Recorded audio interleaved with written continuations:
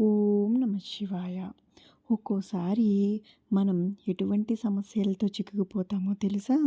విపరీతమైన మొఖమాటమండి.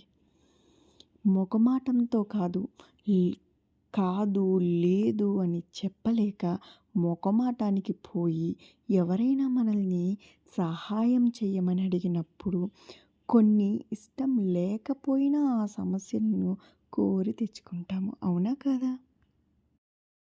అంతే కాదండో!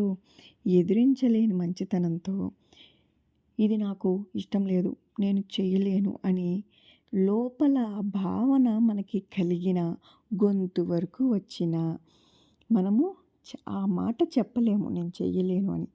మొఖమాటానికి పోయి ఇబ్బందులు ఒక్కోసారి కోరి తెచ్చుకుంటాము. సతమతం అయిపోతూ ఉంటాము. ఆ సమస్యని ఎలా ఎదుర్కోవాలో మనకే తెలీదు. ఇది చాలా చిన్న విషయమేనండి. ఈ మంచితనం, ఈ మొఖమాటం చాలవా? వేరే శత్రువులు ఏమైనా కావాలా ఇబ్బంది పెట్టడానికి? కాస్త ఆలోచించండి. కొన్ని కొన్ని సందర్భాల్లో మొఖమాటం లేకుండా లేదు, కుదరదు అని ఖచ్చితంగా చెప్పండి. నేను మొఖమాటమస్తురాలినేనండి. నాకు చాలా మొఖమాటం. సో, ఈరోజు ఈ వీడియో మీకు ఉపయోగపడుతుందని అనుకుంటున్నానండి. Please like, subscribe. Thank you for watching. Thank you.